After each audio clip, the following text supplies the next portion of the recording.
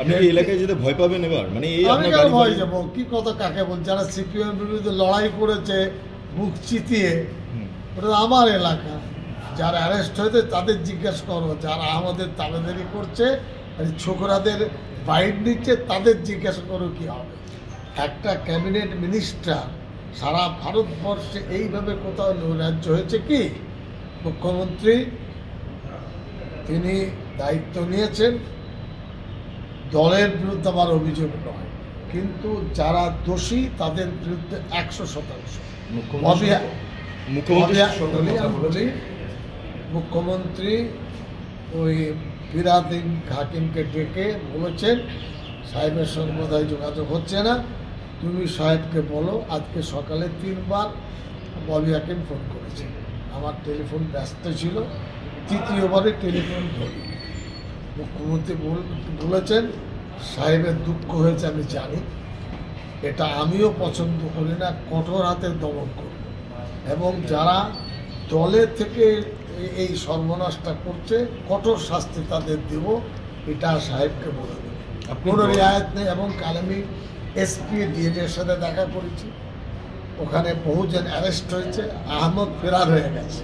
আমি বলে দিচ্ছি তোমাকে, এলাকায় আহমদ নেই, টাকার থলে কোথায় পালিয়েছে লোকে খুঁজে পাচ্ছে। আপনি এই এলাকায় যেতে ভয় পাবেন এবার? মানে এই আমি কেন ভয় যাবো? কি কথা কাকে বল? যারা সিপিএম বিরুদ্ধে লড়াই করেছে মুখ চিতিয়ে, ওটা আমার এলাকা।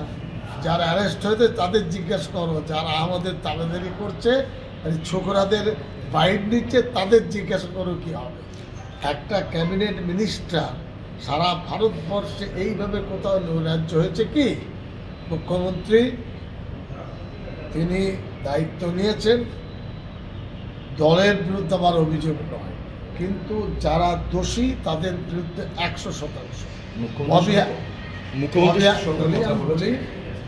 মুখ্যমন্ত্রী ওই ফিরহাদ হাকিমকে ডেকে বলেছেন সাহেবের সঙ্গে বোধহয় যোগাযোগ হচ্ছে না, তুমি সাহেবকে বলো আজকে সকালে 3 বার ববি হাকিম ফোন করেছে, আমার টেলিফোন ব্যস্ত ছিল, 3য়বারে টেলিফোন ধরি। মুখ্যমন্ত্রী বলেছেন সাহেবের দুঃখ হয়েছে আমি জানি, এটা আমিও পছন্দ করি না, কঠোর হাতে দমন করব এবং যারা দলের থেকে এই সর্বনাশটা করছে কঠোর শাস্তি তাদের দেব, এটা সাহেবকে বলে দেব, কোনো রিয়ায়ত নেই। এবং কাল আমি এসপি ডিএর সাথে দেখা করেছি, ওখানে বহুজন অ্যারেস্ট হয়েছে, আহমদ ফেরার হয়ে গেছে।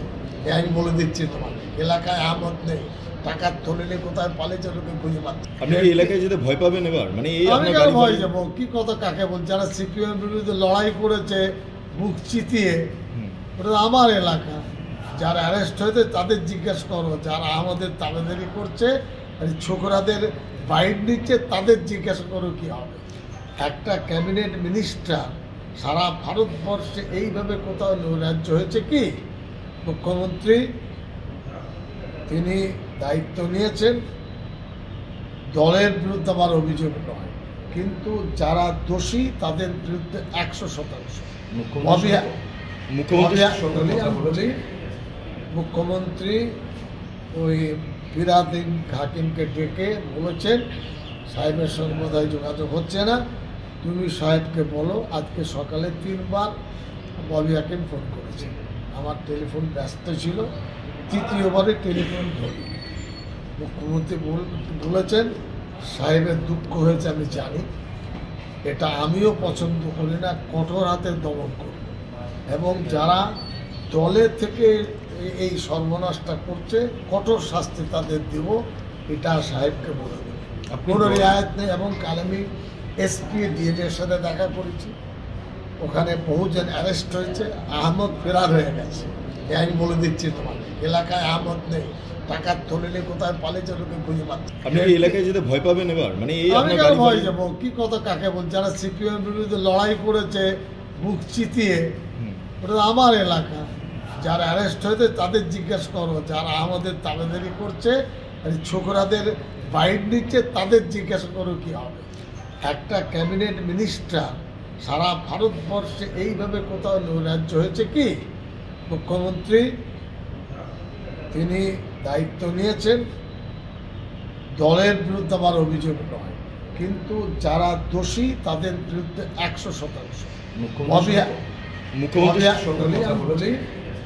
মুখ্যমন্ত্রী ওই ফিরহাদ হাকিমকে ডেকে বলেছেন সাহেবের সঙ্গে বোধহয় যোগাযোগ হচ্ছে না, তুমি সাহেবকে বলো। আজকে সকালে 3 বার ববি হাকিম ফোন করেছে, আমার টেলিফোন ব্যস্ত ছিল, 3য়বারে টেলিফোন ধরি।